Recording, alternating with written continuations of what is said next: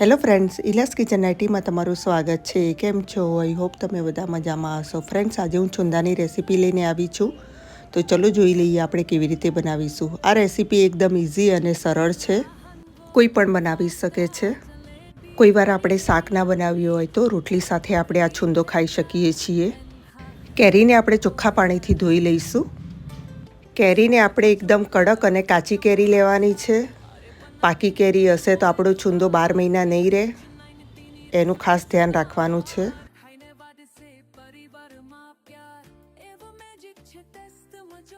અહીંયા મેં 2 કિલો કેરી લીધેલી છે ફ્રેન્ડ્સ. કેરીને આપણે કોરા કપડાથી લૂછી અને છોલી લઈશું.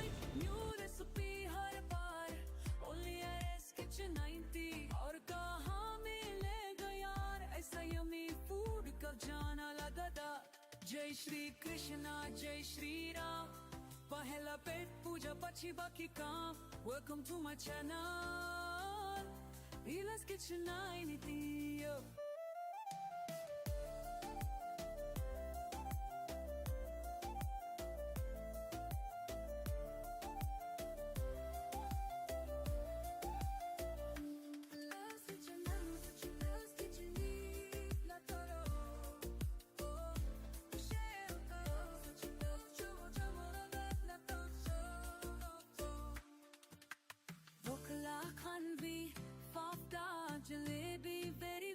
બધી કેરીઓને સરસ રીતે મેં છોલી લીધી છે. હવે આપણે છીણીથી છીણી લઈશું. તમે જાડી છીણ પાડવા માંગતા હોય તો પણ પાડી શકો છો. અહીંયા મેં પાતળી છીણ પાડી છે.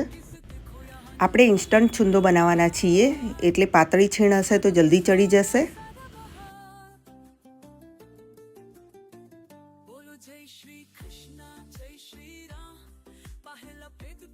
ધીરે ધીરે છીણવાનું, ભાગી ના જાય એનું ખાસ ધ્યાન રાખવાનું.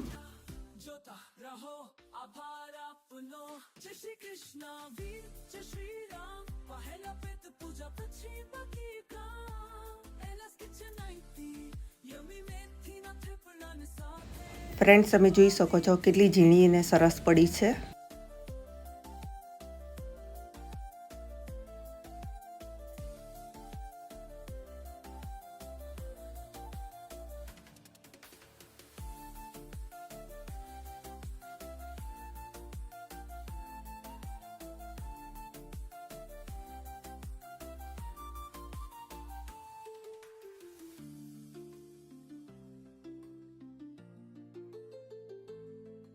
ફ્રેન્ડ, તમે મારી ચેનલ ઉપર નવા હોય તો સબસ્ક્રાઈબ કરી લેજો અને બેલ આઇકન બટન ઓન કરજો જેથી કરીને મારા નવા વિડીયોની નોટિફિકેશન તમને મળતી રહે.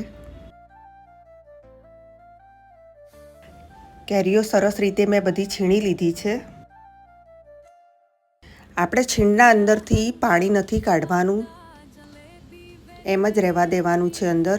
હવે આપણે 1 ચમચી હળદર નાખીશું. 1 ચમચી સિંધાણું મીઠું નાખીશું. સિંધવ મીઠું નાખવાથી આપણે આ છુંદો ઉપવાસમાં પણ ખાઈ શકીએ છીએ. હવે સરસ રીતે બધું મિક્સ કરી દઈશું. હવે આ છીણને આપણે 2 કલાક ઢાંકીને રાખીશું. 2 કલાક થયા પછી આપણે જોઈ લઈએ આપણી કેરીની છીણ થોડી સોફ્ટ બની ગઈ છે. 2 કિલો ખાંડ એડ કરીશું. અહીંયા આપણે 2 કિલો કેરી લીધેલી હતી એટલે જેટલી કેરી લીધી હોય એટલી જ આપણે ખાંડ એડ કરવાની છે. સારી રીતે બધું મિક્સ કરી લઈએ.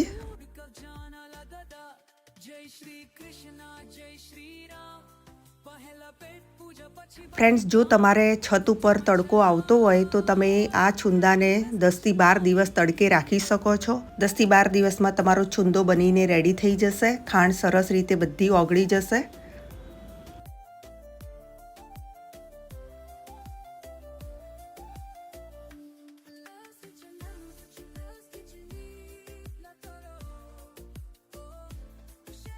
અહીંયા મેં ઢાંકીને રાખી દીધો છે 1 દિવસ જેથી કરીને ખાંડ ઓગળી જાય. હવે આપણે ગેસ ઓન કરીશું. ગેસની ઉપર તપેલી મૂકી અને આપણો છુંદો હલાવવાનું ચાલુ કરી દઈએ જેથી કરીને આપણી ખાંડ ઓગળી જાય, ચોંટી ના જાય નીચે. એટલે સતત હલાવતા રહેવાનું છે ફ્રેન્ડ્સ. આપણે ગેસની ફ્લેમ આપણે મીડિયમ રાખવાની છે. અને સતત હલાવતા રહીશું. ખાંડ ઓગળતા ઓગળતા 10થી 12 મિનિટ આપણે થશે. આપણે ચાસણી નથી બનાવવાની, પણ એક તાર થાય એના કરતાં થોડીક ઓછી બનાવવાની છે. પહેલા પેટ પૂજા પછી બીજા કામ. જોતા રહો આભાર આપનો. જય શ્રી કૃષ્ણ વીર જય શ્રી રામ. પહેલા પેટ ફ્રેન્ડ્સ, તમે જોઈ શકો છો આપણી ખાંડ ધીરે ધીરે ઓગળવા લાગી છે.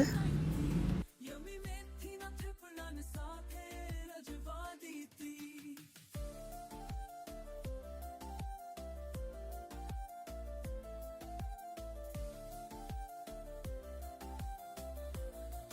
આપણે ચેક કરી લઈએ.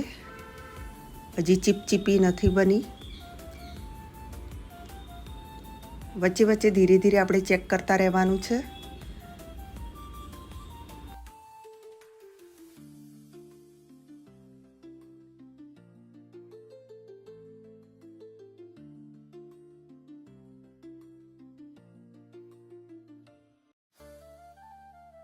ફ્રેન્ડ્સ, આપણે એક વાસણમાં કાઢી અને જોઈ લઈએ.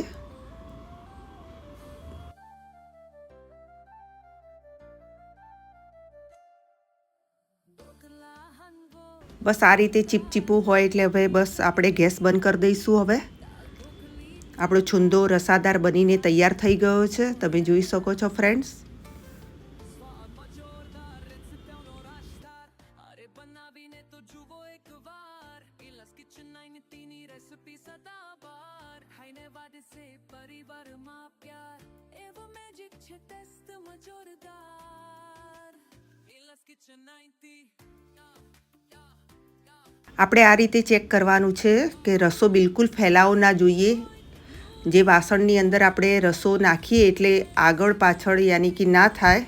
બસ એ રીતે આ રીતે તમે જોઈ શકો છો. બસ હવે આપણે ઢાંકી અને રાખી દઈશું અડધો કલાક, જેથી કરીને ઠંડો થઈ જાય. હવે આપણે એક તવી લઈશું. તવીના અંદર જીરું, લવિંગ, મરી, તજ 1 મિનિટ સુધી સરસ રીતે આપણે બધું શેકી લઈશું.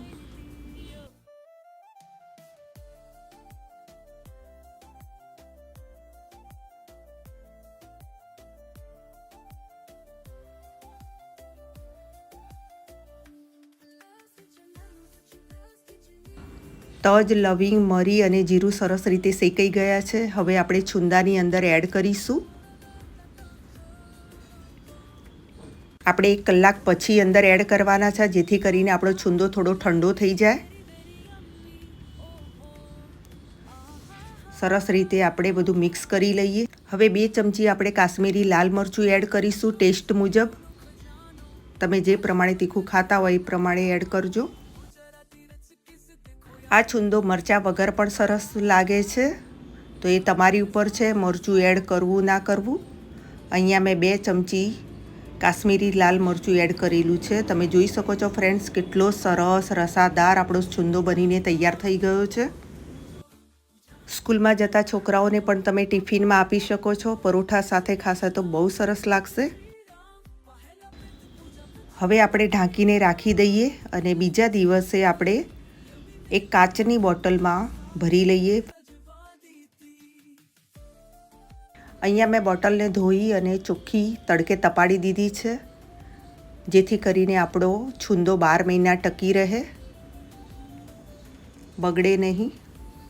ધીરે ધીરે બધો આપણે ફિલ કરી લઈશું અંદર.